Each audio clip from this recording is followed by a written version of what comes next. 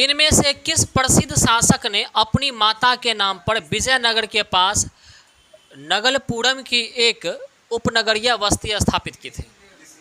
सीधा सवाल दरोगा में पूछ ले है, सेम है ना, एकदम सीधा सवाल दरोगा में पूछ लिया, सीधा यहाँ पूछ दिया। समझ में आई बात है कि नहीं आए? चलिए हम उसी से कॉपी कर दिए, हमको क्या दिक्कत है। चलिए तो इसका आंसर क्या देगा? कृष्णदेवराय। कृष्णदेवराय जो है ये तुलु वंश के शासक थे। तुलु वंश के शासक थे, ये काफ़ी विद्वान शासक थे, पढ़े लिखे, संस्कृत भाषा के ज्ञानी व्यक्ति थे। और इसके अलावा ये तेलुगु भाषा भी जानते थे। तेलुगु भाषा तो इनका भाषा ही था, इनका जो है सो दरबारी भाषा तेलुगु भाषा था, याद रखिएगा। और कृष्णदेवराय के दरबार में अष्टदिग्गज रहा करते थे, अष्टदिग्गज। और ये जो है अपनी माता के नाम पर ना विजयनगर के पास में एक नगलपुरम एक बस्ती था, एक शहर था, उसको बसाया था। याद रखिएगा, नगलपुरम को बसाया था। इतनी बातें याद रखेंगे। और कृष्णदेवराय से जुड़ा हुआ जो प्रमुख बिंदु है उसको थोड़ा सा हम लोग देख लेते हैं। कृष्णदेवराय का संबंध तुलु वंश से था, ठीक है। तुलु वंश है तो तुलु वंश को थोड़ा सा हम लोग शुरू से देख लेते हैं। तुलु वंश जो रहा 1506 से लेकर के 1565 तक रहा, ठीक है। इसकी स्थापना जो किया था वीर नरसिंह किया था, इसके संस्थापक थे तुलु वंश के संस्थापक। क्योंकि विजयनगर जो साम्राज्य था वो 1336 में स्थापित होता है। जो हरिहर और बुक्का नामक जो व्यक्ति है वो दोनों भाई मिल करके करता है, तो भद्रा नदी के किनारे। याद रखिएगा, विजयनगर की स्थापना कौन करता है? विजयनगर की स्थापना दो भाई हरिहर और बुक्का करता है, हरिहर और बुक्का करता है 1336 ईस्वी में। और जिस समय यह स्थापित करता है, पूछा जाएगा उस समय दिल्ली में शासक कौन था, तो मोहम्मद बिन तुगलक। मोहम्मद बिन तुगलक, वही पागल बादशाह मोहम्मद बिन तुगलक। याद रखिएगा, यह स्थापित करता है, कई बार ये पूछा जाता है। विजयनगर की जो स्थापना हुआ था इसकी राजधानी थी हम्पी। कहाँ थी? हम्पी थी, जो तुंगभद्रा नदी के किनारे। याद रखिएगा, कई बार पूछा जाएगा कि किस नदी के किनारे से विजयनगर साम्राज्य का जो है सो पूरा अवशेष प्राप्त हुआ है, तो याद रखिएगा तुंगभद्रा नदी के किनारे से, ठीक है। चलिए, तो ये जब विजयनगर साम्राज्य का विघटन होता है तो धीरे धीरे अलग अलग राजवंश जो है सो वहाँ पर स्थापित होते हैं। उसी में एक तुलु वंश है जिसकी स्थापना 1506 में वीर नरसिंह करता है इसकी स्थापना, ठीक है। तुलु वंश का सबसे प्रतापी शासक या राजा जो था वो कृष्णदेवराय था, ठीक है। कृष्णदेवराय का जन्म जो होता है 1471 ईस्वी में होता है। और कृष्णदेवराय के माता का नाम नागल देवी था। क्या था? नागल देवी। इसी लेकर के नागलपुरम की स्थापना करता है। किसकी स्थापना करता है? नागलपुरम की स्थापना करता है, ध्यान में रखिएगा।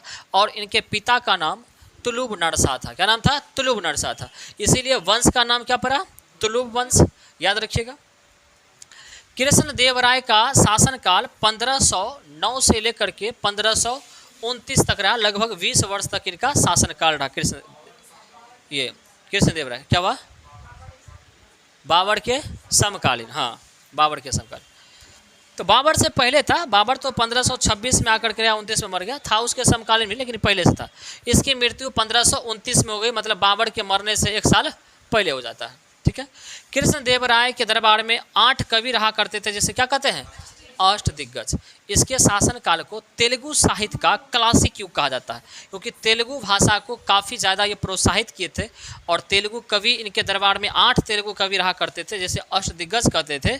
इसीलिए करके तेलुगु साहित्य का जो है सो क्लासिक युग किसके काल को कहते हैं? कृष्णदेवराय के काल को कहते हैं, ठीक है। इतनी बातें याद रखिएगा। कृष्णदेवराय देखिएगा, इनकी कई पुस्तकें हैं जो पूछा भी जाता है, कई बार पूछा गया। इनकी जो पुस्तकें हैं कृष्णदेवराय का, वह है आमुक्त माल्याद एवं संस्कृत में जामवती कल्याणम की रचना की। पूछा जाएगा जामवती कल्याणम की रचना और आमुक्त माल्याद की रचना कृष्णदेवराय ने किया। कृष्णदेवराय हजारा एवं विट्ठल स्वामी मंदिर का भी निर्माण करवाया था। हजारा मंदिर और विट्ठल स्वामी मंदिर का निर्माण करवाया था, याद रखिएगा। कृष्णदेवराय के दरबार में 1515 में, ये बात पहले भी बताए थे आपको, कि पुर्तगाली के यात्री जो था डोमिंग पायस और बारबोसा आया था। कौन आया था? डोमिंग पायस और बारबोसा आया था, याद रखिएगा। कृष्णदेवराय आंध्र भोज, अभिनव भोज एवं आंध्र पितामह की उपाधि को धारण किया था। आंध्र भोज, अभिनव भोज और आंध्र पितामह, ये उपाधि धारण किया था स्वयं, ठीक है। तुलु वंश का अंतिम शासक जो था वो था सदाशिव। कौन था? सदाशिव था तुलु वंश का अंतिम शासक। ठीक है। राक्षसी तंगरी का युद्ध, या इसी को बोलते तालीकोटा का युद्ध। ठीक है। ये 23 जनवरी 1565 को हुआ। 23 जनवरी को क्या मनाते हैं हम लोग? पराक्रम दिवस। किनके जन्म दिवस पर? सुभाष चंद्र बोस के जन्म अवसर पर। कब से? 2021 से। होलोग्राम प्रतिमा कहाँ स्थापित किया गया है? इंडिया गेट के पास। कितना फीट का? 28 फीट का। कितना फीट का? 28 फीट का। चलिए ठीक है। तो 23 जनवरी 1565 में तालीकोटा का युद्ध होता है, जैसे राक्षसी तंगरी का भी युद्ध कहते हैं। और इसी युद्ध के बाद विजयनगर साम्राज्य का क्या हो गया? पतन हो गया इस युद्ध में। ठीक है। और तालीकोटा के युद्ध में विजयनगर की ओर से जो नेतृत्व कर रहे थे वो राम राय कर रहे थे। ये भी सवाल कई बार पूछा गया है कि तालीकोटा के युद्ध में जो विजयनगर साम्राज्य है उसके तरफ से युद्ध कौन कर रहा था, नेतृत्व कौन कर रहा था? तो राम राय। ठीक है। विजयनगर साम्राज्य की जो मुद्रा थी क्या थी? पैगोडा थी। और आपको पता है कि डच जो आया था वो भी पैगोडा सिक्का चलाया था, जो सोना का सिक्का हुआ करता था। और ये सोना का सिक्का ढालने के लिए एक टकसाल लगाया था, और ये टकसाल कहाँ था? पोलीकट में। पोलीकट में था। ये सब बात एक दिन बताए हैं ना? हाँ, तो रोज हम बताते रहते हैं, एक एक गीत हम रोज गाते रहते हैं। बताइए। चलिए, इनमें से किसने 1947 में भारत और पाकिस्तान के बीच अंतर्राष्ट्रीय सीमाएं खींचने के लिए स्थापित की गई 2 सीमा आयोग का नेतृत्व किया था? बताइए।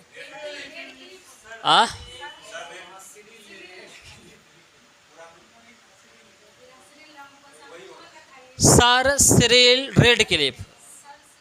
ठीक है। हाँ, सर सिरिल रेडक्लिफ। ठीक है, याद रखिएगा। तो आंसर क्या आ जाएगा?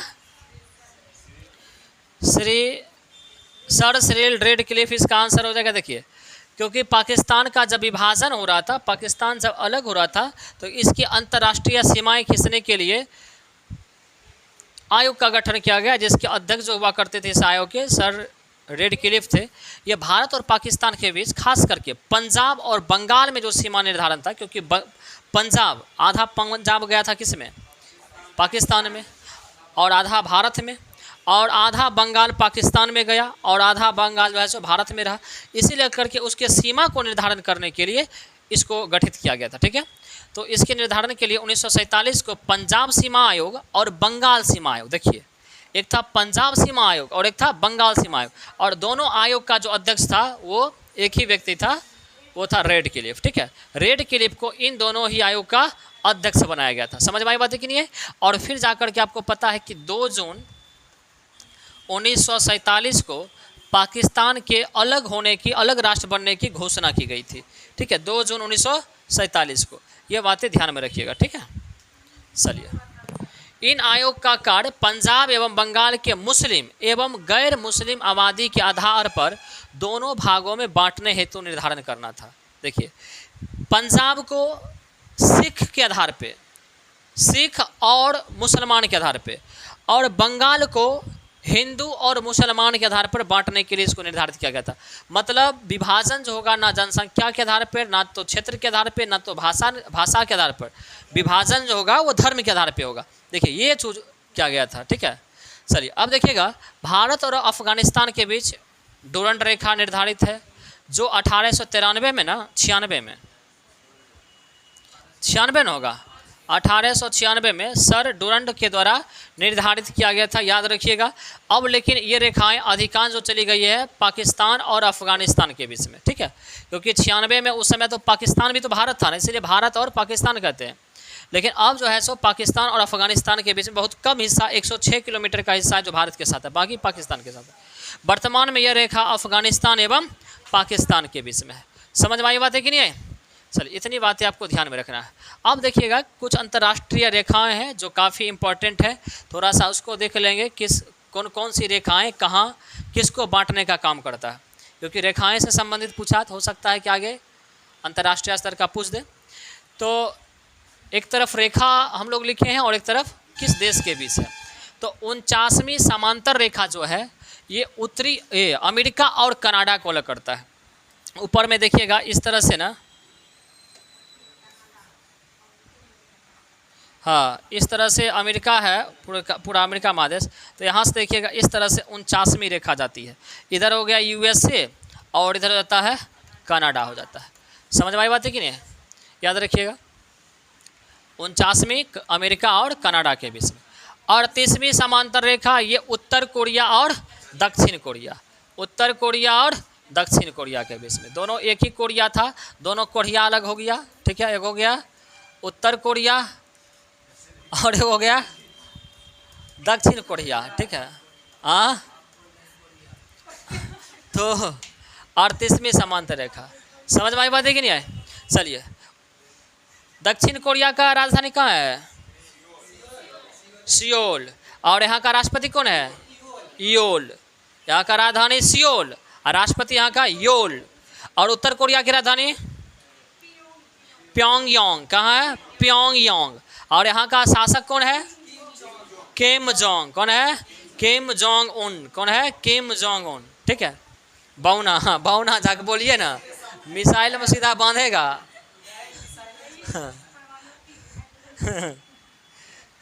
सीधा अंतरिक्ष में भेज देगा बिना ट्रेनिंग का। चलिए, 17वीं समांतर रेखा उत्तरी वियतनाम और दक्षिणी वियतनाम के बीच है, ठीक है। याद रखिएगा 17वीं समांतर रेखा वो है उत्तरी वियतनाम और दक्षिणी वियतनाम, ठीक है। मेडेसिन रेखा ये कनाडा और अमेरिका के बीच। तो कनाडा और अमेरिका के बीच 49वीं समांतर रेखा भी है और मेडेसिन भी रेखा है, क्योंकि आप देखिए कि दोनों का हिस्सा अलग अलग है, ठीक है। देखिए यहाँ पर एक रेखा जा रही है, ठीक है, और एक विभाजन यहाँ से हो रहा है, ठीक है। उसके बाद है आपका हिंडनबर्ग। हिंडनबर्ग रेखा ये जो है जर्मनी और पोलैंड के बीच। हिंडनबर्ग जर्मनी और पोलैंड के बीच। कई बार आपको मैच कर देगा, कहेगा बताइए कौन सही सुमेलित तो नहीं है, तब क्या करिएगा उस समय ध्यान में रखना पड़ेगा। और ऑर्डर नहीं से ये किसके बीच है? जर्मनी और पोलैंड के बीच में है, ठीक है। जर्मनी और पोलैंड के बीच में। उसके बाद है सीज फ्राइड रेखा ये जर्मनी और फ्रांस। सीज फ्राइड जर्मनी और हाँ और एक मैकमोहन रेखा तो आप जानवे करते हैं भारत और चीन के बीच में। बाकी ना तो म्यांमार के साथ कोई रेखा है ना बांग्लादेश के साथ रेखा है, ठीक है। याद रखिएगा 1914 में ये किसने बंगाल में महालवाड़ी बंदोबस्त प्रणाली की शुरुआत की? ये दरोगा में भी पूछा है, बीपीएससी टीचर में भी पूछा है और देखिए जनरल बीपीएससी में भी पूछा है। तो एक ही सवाल देखिए कितना बार रिपीट होता है, इसीलिए करके प्रीवियस ईयर पढ़ना आवश्यक है। समझ में आई बात है कि नहीं आई? चलिए, तो आंसर क्या जाएगा हमारा? Holt Mackenzie. हॉल्ट मैकेंजी हो जाएगा।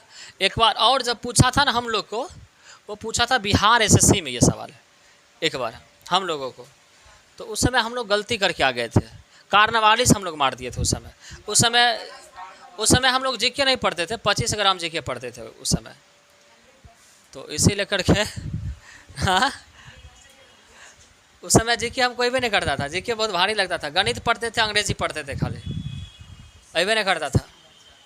हाँ, बैंकिंग का एग्ज़ाम देते थे उस समय, बैंकिंग और एसएससी का, ठीक है। हाँ चलिए, उससे पहले हम लोग बी फार्मा करते थे, मेडिकल की तैयारी कर रहे थे। सही बात है, मेडिकल की तैयारी कर रहे थे, बी फार्मा कर रहे थे। 1 साल किए, भाग गए। हाँ, रोज कहता था पेड़े पौधा उखाड़ के लाइए, ये देखो औषधिया पौधा है, ठीक है, इसे ये मेडिसिन निकलेगा, वो मेडिसिन निकलेगा, रोज कहता था पौधे लगाने के लिए। और उसके बाद सब अंग्रेजी में नाम रहता था, याद ना होता था हमारा।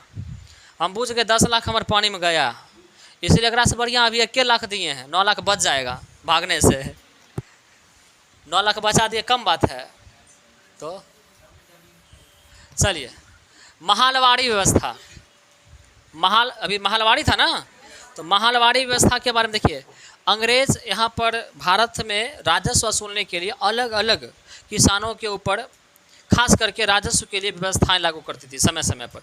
जैसे में आप रैयतवाड़ी व्यवस्था देखिएगा, महलवाड़ी व्यवस्था देखिएगा, अस्थाई बंदोबस्त देखिएगा, ये सारे व्यवस्था देखिएगा। समझ में आई बात है कि नहीं है? तो इसी को हम लोग बाड़ी बाड़ी से सबको पढ़ लेंगे। हो सकता है महलवाड़ी पूछा है, कल के डेट में रैयतवाड़ी पूछ दे, हो सकता है अस्थाई बंदोबस्त के बारे में पूछ दे। क्या बोले? रुकिए ना, अभी और बोलने होना आपको, पहले हमको बोलने दीजिए ना। लॉर्ड मैकेंजी गवर्नर जनरल था, वायसराय था, वो तो अधिकारी था ना। वो दिया बना करके वो उसका रोड मैप तैयार किया। समझ में आते? और किसके समय में हुआ? लागू करवाएगा गवर्नर जनरल ना। बुझबे नहीं करते, करवा देते। यही पूछ देता कि बताइए महलवाड़ी प्रथा निम्नलिखित में से किस गवर्नर जनरल के समय में हुआ, तब क्या बोलते हैं? मैकेंजी बोलते हैं। तब किसने लागू किया तब बोलेंगे मैकेंजी, और किसके समय में लागू हुआ तब बोलेंगे। हाँ चलिए, सर्वप्रथम महलवाड़ी व्यवस्था 1822 ईस्वी में लॉर्ड हेस्टिंग्स मध्य प्रांत में एवं आगरा में लागू करवाया था। ठीक है, याद रखिएगा। महलवाड़ी का जो जनक माना जाता है वो हॉल्ट मैकेंजी को माना जाता है, यही इसका जनक है। इस व्यवस्था का जो निर्माण किया था यही किया था, इसीलिए हम लोग ये आंसर ये मारते हैं। लेकिन लागू जो करवाया था लॉर्ड हेस्टिंग्स। ठीक है, यह व्यवस्था पंजाब एवं पश्चिमोत्तर क्षेत्रों में भी लागू किया गया था। कई बार पूछा जाता है कि सुनिए, आपको ये लगता है नहीं कि बड़ा आसान सवाल है? नहीं, ये तो हल्का सवाल हो गया। ये सब सवाल देगा कि महलवाड़ी प्रथा निम्नलिखित में से किन किन क्षेत्रों में लागू किया गया था। अब ऐसे दे देगा मध्य प्रांत एवं आगरा के क्षेत्रों में, सेकंड दे देगा पंजाब एवं पश्चिमोत्तर प्रांतों में, तीसरा का देगा कि बंगाल एवं मद्रास के क्षेत्रों में, कह देगा बताइए निम्न कथनों पर विचार करके अशुद्ध विचार जो है सो चुनिए। विचार आपको चुनना ना पड़ेगा। हाँ, तो याद रखिएगा। समझ में आई बात है कि नहीं है? पंजाब और पश्चिमोत्तर क्षेत्रों में लागू किया गया। इस व्यवस्था को 1833 में मार्टिन बर्ड एवं जेम्स टॉमसन ने भी क्या किया था? इसको लागू किया था। और यह व्यवस्था ब्रिटिश भारत के लगभग 30% हिस्सा पर था। अब दे देगा महलवाड़ी प्रथा से संबंधित कौन सा कथन असत्य है।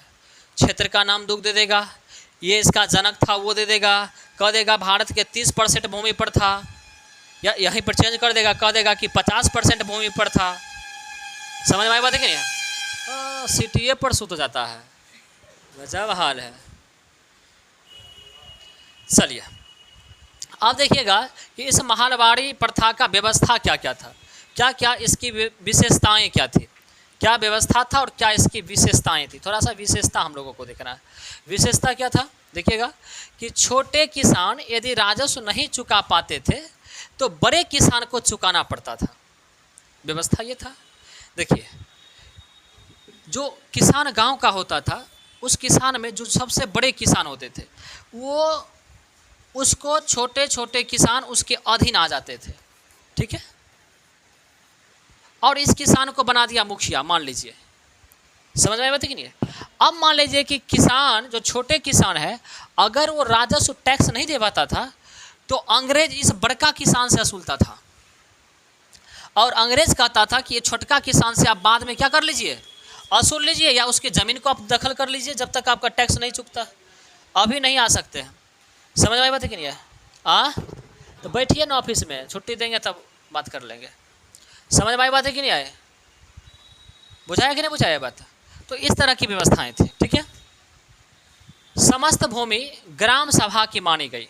मतलब ये ब्रिटेन की भूमि नहीं मानी गई, ब्रिटिश कंपनी की भूमि नहीं मानी गई, ये ग्राम सभा की भूमि मानी गई। ग्राम सभा को इसकी शक्तियाँ दी गई। ठीक है, इसके अलावा ग्राम सभा के बड़े किसान पूरे गांव का राजस्व वसूल करके सरकार को देता था। इस ठेकेदार हो गया सरकार का, एक तरह से ठेकेदारी करता था, सबसे टैक्स वसूल करके सरकार को पहुंचा देना है। राजस्व भू उत्पादन का 66% था, जो 30 वर्षों के लिए निर्धारित थी। देखिए, मैंने 100 केजी अगर आपका खेत में गेहूं होगा ना तो 66 केजी अंग्रेजवा को पहुंचा दीजिए। बाकी आपका बिया खाद जितना भी चीज़ लगा है वो आप जानिए। बताइए किसान मरेगा कि नहीं मरेगा? मरेगा ना किसान। देखिए क्या स्थिति है। हाँ, तो कितना अधिक है। और ये व्यवस्था 30 वर्ष के लिए लागू किया गया कि 30 वर्ष तक आपको 66% देना है, उसके बाद हो सकता है तो बढ़ा सकते हैं, कोई दिक्कत नहीं है। समझ में आई बात है कि नहीं है? उसके बाद है थॉमस मुनरो, सर्वप्रथम 1820 में मद्रास में रैयतवाड़ी व्यवस्था लागू किया था। सबसे पहले ये तो हो गया उससे संबंधित। अब नीचे दिए हैं रैयतवाड़ी। तो अगर पूछा जाएगा कि रैयतवाड़ी व्यवस्था सबसे पहले लागू कहाँ हुआ? मद्रास में। जबकि महलवाड़ी कहाँ कहाँ देखे आप? मध्य प्रांत में, आगरा में, पश्चिमोत्तर प्रांत में, पंजाब के क्षेत्रों में। ठीक है, समझ में आया कि नहीं? 30% भूमि पर था। और ये थॉमस मुनरो जो है, कई बार पूछा जाएगा रैयतवाड़ी व्यवस्था का जनक किसे माना जाता है? थॉमस मुनरो को, जो मद्रास में लागू हुआ था। ठीक है, बॉम्बे में रैयतवाड़ी व्यवस्था 1825 में एल्फिंस्टन ने लागू किया। कौन किया? एल्फिंस्टन ने लागू किया। रैयतवाड़ी व्यवस्था मद्रास में लागू हुआ, बॉम्बे में लागू हुआ और असम के कुछ भागों में इसे लागू किया गया था। ठीक है, रैयतवाड़ी व्यवस्था ब्रिटिश भारत के लगभग 51% भूमि पर लागू था। वो था 30% और ये था 51%। ये सवाल पूछा गया है, कितना परसेंट भूमि पर रैयतवाड़ी व्यवस्था था? चलिए अब अगला सवाल है। अच्छा, एक बात बताइए आप कि अस्थाई जो बंदोबस्त था ये किसके समय में था? अस्थाई बंदोबस्त ये कार्नवालिस के समय में 1893 में आया था। कार्नवालिस, हाँ 1793 में। ठीक है, और इसमें क्या स्थायी कर दिया गया था? जैसे कि उसमें था उपज का 66% था ना, फिक्स था इतना परसेंट, जितना उपजेगा उतना। कम उपजा तो कम दीजिए, इसमें वैसा नहीं था। अस्थाई का मतलब वो फिक्स है, आपका फसल हो ना हो, फसल बर्बाद हो जाए, आग लगे, तितकी लगे, हमरा कोई मतलब नहीं है, आपको इतना देना है।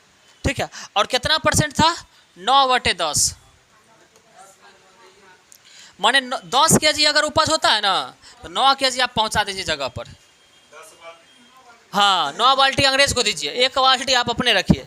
समझ में आई बात है कि नहीं है? ऐसी व्यवस्था थी, चाहे उपज हो या ना हो, आपको पहुंचाना है। जितना आपका खेत है उस खेत के आधार पर, क्षेत्र के आधार पर। ठीक है, चलिए ये बातें ध्यान में रखिएगा। कार्नवालिस के समय में, कार्नवालिस को हम लोग गाड़ दिए थे। कहाँ पर, कब मारा था?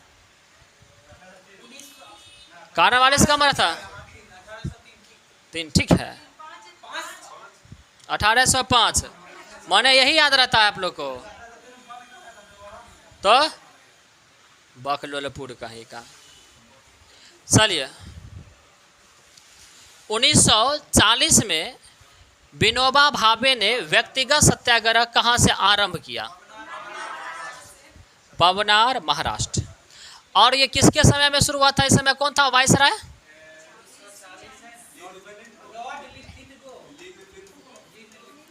Lord Linlithgow. जानते हैं रंजन? इसके लिए ना वो कवर ओवर बनवाना पड़ेगा। जगह जगह स्क्रैच लगता है, कोई नाखून फाखून मार करके ना लगता चक्कू तक्कू मार देता है, ब्लड वगैरह। हाँ, चूहा के दवाई लाए हैं, कल देंगे। कल सब यही काम करना है, समझे ना? कल संडे है ना, टेस्ट लेकर के पूरा दिन फिर यही करना है। कल से सब तार काट दिया, मरकरी का काट दिया है, इसका तार काट दिया, सब तार काट के बर्बाद कर दिया। हाँ, अरे अभी दे देंगे, 2-4 दिन मरने के लिए देंगे, और अगला सप्ताह जब होगा ना तब साफ करवा देंगे। मरने दीजिए, दिक्कत क्या है? महकने में टाइम लगेगा ना। चलिए, तो लॉर्ड लिनलिथगो था। कौन था? Lord Linlithgow. देखिए, जब चल रहा था सेकेंड वर्ल्ड वार, द्वितीय विश्व युद्ध, तो उस समय क्या था कि जो भी नेता आंदोलन कर रहा था, अलग अलग जगहों पर समूह बना करके उसको गिरफ्तार कर जाता था। आप समूह नहीं बना सकते हैं। इसीलिए करके गांधी जी जो है ना, गांधी जी ये सोचे कि चलो ठीक है, समूह बनाएंगे, सभा करेंगे, जुलूस निकालेंगे, तब ना पकड़ा जाएगा। हम व्यक्तिगत आंदोलन करेंगे, मतलब लोगों का भीड़ जमा नहीं करेंगे, अकेले चलेंगे। समझ में आई बात है कि नहीं है? तो इसे कहा गया व्यक्तिगत सत्याग्रह। तो आपको पूछा जाएगा, दरोगा में पूछ रहे थे ना कि व्यक्तिगत सत्याग्रह किसने शुरू किया, तो याद रखिएगा शुरू किए गांधी जी। समझ में आई बात है कि नहीं? शुरू कौन किए? गांधी जी।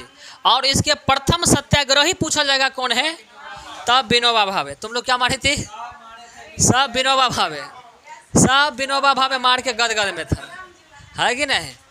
तो याद रखिएगा, पूछा जाएगा व्यक्तिगत सत्याग्रह किसने शुरू किया, गांधी जी।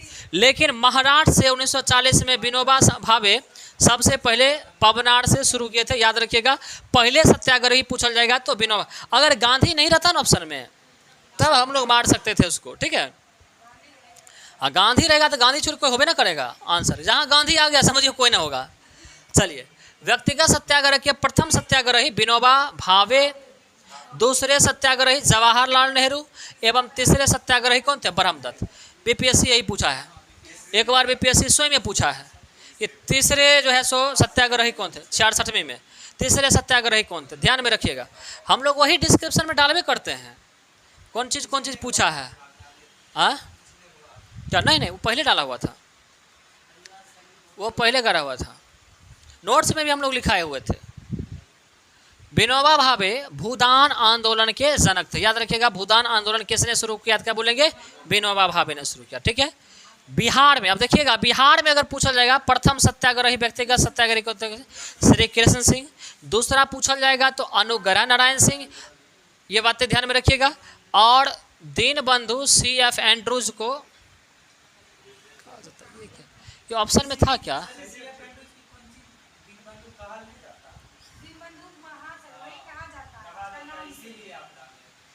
कहा जाता है, ठीक है, लेकिन इसमें था कुछ क्या ऐसा चीज़ ना, अच्छा एक्स्ट्रा डाल दिया होगा, विलियम बेडवर। अच्छा बुझ गए हम, ये ऑप्शन में किसी और सेट में दिया होगा, समझे ना, वही कॉपी हो गया। तो आपको व्यक्तिगत सत्य, तो अच्छा बीपीएससी के सेट का है। दीनबंधु CF एंड्रूज को कहा जाता, पूछा गया था कि किसे कहा जाता है। और विलियम बेवरडन इलाहाबाद के 1910 में कांग्रेस अधिवेशन के क्या बने थे, अध्यक्ष बने थे। पूछा जाएगा अंग्रेज क्या को अध्यक्ष हुआ था कांग्रेस का, क्या बोलेंगे।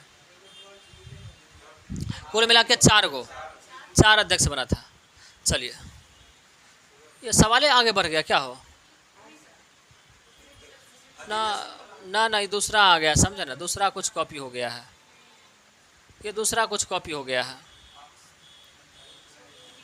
चलिए ये देखिए, देखिए इसका वाला ना, देखिए सवाल है बाद में और डिस्क्रिप्शन आ गया पहले, समस्या यहाँ हो गया। 1918 में मॉन्टेग्यू फोर्ड होता, मॉन्टेग्यू फोर्ड सुधार पर कांग्रेस ने एक महत्वपूर्ण रुख अपनाया, जिसके कारण पुराने उदारवादी अवशेष, जैसे कि पुराने उदारवादी अवशेष मतलब समझते हैं, जो रिटायर है, अवशेष सप्रू, जयकर और चिंतामणि टूट गए। जिन्होंने गठन किया, बताइए किसका गठन किया। ये बोल रहा है कि जब 1918 में मॉन्टेग्यू सुधार जब आया था तो कुछ कांग्रेस के सदस्य उसका समर्थन कर रहे थे और कुछ इसका विरोध कर रहे थे। लेकिन कांग्रेस के समर्थन के कारण ये जो सप्रू थे, जयकर थे, चिंतामणि वही जिनको, अरे चिंतामणि वो व्यक्ति हैं जो दादा भाई नौरोजी को बोले थे कि महान व्यक्ति हैं ये, पता है आपको, तो जो स्टेटमेंट दिए थे, तो बुझबे नहीं करते आप लोग। चलिए, तो ये तीनों व्यक्ति ना कांग्रेस के समर्थन के कारण ना वो कांग्रेस से टूट गए, अलग हो गए कि कांग्रेस का ऐसा रुख नहीं होना चाहिए था, इसका समर्थन नहीं करना चाहिए था, हमें तो आज़ादी चाहिए, सुधार क्या चाहिए हमें। तो इसीलिए करके वो अलग होकर के एक नया जो है सो पार्टी का गठन किया, जिसका नाम पड़ा इंडियन नेशनल लिबरल फेडरेशन। समझ में आई बात है कि नहीं है। बाकी आपको पता है कि भारत सेवक समाज, ये किसको कहते हैं, अंग्रेजी में क्या बोलते हैं, सर्वेंट ऑफ इंडियन सोसाइटी। इसकी स्थापना 1905 में हुआ था। 1905 में आपको पता है कि इसकी स्थापना भी हुआ और गोपाल कृष्ण गोखले के थे। गोपाल कृष्ण गांधी जी के राजनीतिक गुरु, गांधी जी के राजनीतिक गुरु, याद रखिएगा। MG रानाडे गांधी के राजनीतिक गुरु, ठीक है। और MG रानाडे के जो गुरु थे, गोपाल कृष्ण गोखले के जो गुरु थे वो थे MG रानाडे, याद रखिएगा। और 1905 में ही कांग्रेस का अधिवेशन हुआ था, कहाँ, बनारस में। और इसका अध्यक्षता कौन किए थे, गोपाल कृष्ण गोखले किए थे। याद रखिएगा, सुधारक पत्रिका इनकी है, हितवाद इनकी है। ये सारी बातें आपको बताए होंगे, ये सारी बातें ध्यान में रखिए। हितवादी अलग है और लोक हितवादी अलग है, ठीक है। चलिए, स्वराज पार्टी आपको पता ही है। स्वराज पार्टी का गठन जब बिहार में एक अधिवेशन हुआ था 1922 में, गया अधिवेशन, तो उसकी अध्यक्षता कर रहे थे चित्तरंजन दास कर रहे थे, ठीक है। पूछ ले है, चित्तरंजन दास कर रहे थे। तो इस अधिवेशन में क्या हुआ था कि केंद्रीय विधानसभा का चुनाव होने वाला था। तो केंद्रीय विधानसभा का जब चुनाव होने वाला था तो कांग्रेस के कुछ लोग ऐसे थे जो ये बोल रहे थे कि हमें क्या करना है कि सीधा चुनाव का विरोध करना है, हम लोग चुनाव में भाग नहीं लेंगे, कोई भी भारतीय या कांग्रेस भाग चुनाव में नहीं लेगा। कांग्रेस का रुख ये था कि चुनाव में भागे नहीं लेना है, हमको चुनाव करवाना ही नहीं, हमें तो आज़ाद होना है, इसलिए चुनाव नहीं चाहिए हमको। लेकिन मोतीलाल नेहरू और चित्तरंजन दास का कहना था, देखिए आज़ादी तो हमें मिलने से रही, अभी तक तो मिला नहीं है, उम्मीद तो लगता नहीं है कि मिलेगा। जिस तरह से रॉलेट एक्ट लाया जा रहा है, जालियांवाला बाग हत्याकांड हुआ है, वह सहयोग आंदोलन होने के बावजूद भी नहीं मिल पाया, तो इससे उम्मीद नहीं लगता है कि हमें आज़ादी मिल पाएगा। इससे बेहतर है कि हम लोग चुनाव में भाग लें और चुनाव में भाग लेकर के अधिक से अधिक संख्या में प्रयास करें, जीत करके केंद्रीय विधानसभा में प्रतिनिधित्व करें, ताकि वहाँ पर जब हमारी संख्या अधिक होगी तो हम लोग क्या करेंगे कि जो भी भारत विरोधी या शोषण भरी नीति वाली जो भी योजना होगी उसके खिलाफ में हम मत डालेंगे, जिसके कारण वो प्रस्ताव पारित नहीं होगा। समझ में आया बात कि नहीं आ रही है? जिसके कारण वो प्रस्ताव पारित नहीं होगा। जब वो प्रस्ताव पारित नहीं होगा तो वो शोषण भरी नीतियाँ लागू नहीं हो पाएगी। इससे हम भारतीयों को कम से कम तो शोषण से बचा सकते हैं। आज़ादी दिलवा पाएँ ना दिलवा पाएँ, शोषण से ज़रूर बचा लेंगे। यह मानना किसका था? चित्तरंजन दास और मोतीलाल नेहरू का। लेकिन बाकी के कांग्रेस के और जो नेता थे उनका मानना था नहीं, हमें कोई बचाना उचना नहीं, सीधे हमें आज़ाद होना है। तो इसी लेकर के चित्तरंजन दास और मोतीलाल नेहरू ये दोनों क्या होते हैं कि कांग्रेस छोड़ देते हैं। गया अधिवेशन होता है 22 में, इसी समय ये इस्तीफा दे देते हैं। और 1 जनवरी को 1923 को इलाहाबाद का इतना बार बोले हैं आनंद भवन में ये स्वराज पार्टी का गठन करते हैं और स्वराज पार्टी चुनाव में भाग लेती है और बढ़िया सीट भी जीतती है। समझ में आई बात है कि नहीं है? ये बातें ध्यान में रखिएगा। लेकिन कांग्रेस चुनाव में भाग नहीं लेता है। तो स्वराज पार्टी का ये हो गया, याद रखिएगा। और पूछा जाएगा बिहार में स्वराज दल का गठन किसने किया? मजरूल हक, याद रखिएगा। बिहार में पूछा जाएगा स्वराज दल का गठन मजरूल हक, ठीक है। चलिए अब क्योंकि भारत शासन मॉन्टेग्यू चेम्सफोर्ड सुधार से जुड़ा हुआ सवाल था, थोड़ा सा उसको देख लेते हैं। मॉन्टेग्यू चेम्सफोर्ड सुधार क्या था? 1919 में आया था ये। मॉन्टेग्यू समय भारत सचिव था। क्या था ये? भारत सचिव था। और चेम्सफोर्ड जो था ये वायसराय था, ठीक है। क्योंकि हमको बताया गया था कि प्रथम विश्व युद्ध समाप्त होगा तो हम डोमिनियन स्टेट्स देंगे या आज़ाद करेंगे, लेकिन आज़ादी के बदले हमें क्या मिला? नया शासन मिला, नया कानून मिला, जिसके कारण हम लोग इसका विरोध कर रहे थे। चलिए अब इससे जुड़ा हुआ पॉइंट्स क्या था, देखिए इसमें सुधार क्या किया गया था। इस समय अगर पूछा जाएगा कि ब्रिटेन का प्रधानमंत्री कौन था, तो लॉर्ड जॉर्ज था। इसके तहत प्रांतों में द्वैध शासन व्यवस्था लागू किया गया। प्रांत में यानी राज्य में 2 प्रकार के शासन लागू किया। कई बार पूछा जाएगा कि प्रांतों में द्वैध शासन व्यवस्था किस अधिनियम के तहत लागू किया गया था, तो भारत शासन अधिनियम 1919, इसको मॉन्टेग्यू चेम्सफोर्ड सुधार भी कहते हैं, ठीक है। प्रांत में द्वैध व्यवस्था। और प्रांत में द्वैध शासन का जनक अगर पूछा जाएगा तो बोलेंगे लियोनस कार्टियस। क्या बोलेंगे? प्रांत में द्वैध शासन। द्वैध शासन का मतलब होता है दोहरा शासन, 2 प्रकार का शासन। समझ में आया कि नहीं है? कि राज्य में भी शासन होगा, केंद्र से भी शासन होगा। पहली बार महालेखा परीक्षक की नियुक्तियां की गई। पहली बार महालेखा परीक्षक जो होता है, महालेखा परीक्षक क्या होता है? सरकार के आय और व्यय का लेखा जोखा रखता है। एक तरह समझिए सरकार का मुंशी है, वो कितना रुपया आया कितना खर्च हुआ उसका लेखा जोखा रखता है। केंद्रीय बजट को राज्य बजट से क्या कर दिया गया? अलग कर गया। राज्य का बजट अलग होगा, केंद्र का बजट अलग होगा, जैसे अभी आता है, ठीक है। तो अभी की प्रणाली इसी से हम लोग लिए। पहली बार प्रत्यक्ष निर्वाचन की व्यवस्था की गई, पहली बार जनता वोट डालने के लिए गई थी इस बार, समझ आया था कि नहीं। तो पूछा जाएगा प्रत्यक्ष निर्वाचन प्रणाली, तो 1919 में भारत शासन अधिनियम के तहत केंद्र में द्विसदनात्मक व्यवस्था, 2 को सदन किया गया। जैसे कि अभी लोकसभा राज्यसभा होता है ना, तो उसी तरह से ये सदन जो आया पहली बार इसी समय आया था, ठीक है। एक होता था केंद्रीय विधानसभा और एक हुआ करता था राज्य परिषद। एक होता था केंद्रीय विधानसभा, जिसके बताए थे कि चुनाव के कारण पार्टी टूटा था, ये मोतीलाल नेहरू अलग हुए थे और चित्तरंजन दास, ये केंद्रीय विधानसभा का चुनाव था, ठीक है। चलिए ना स्वराज मजरूल हक किए थे वो, अब देखिएगा क्या बोले ना ना ना ना उसी में होगा, मजरूल हक के होगा। बिहार में स्वराज दल का गठन देखिएगा ना, प्रीवियस ईयर में पढ़ाए होंगे आपको, प्रीवियस ईयर में पढ़ाए होंगे।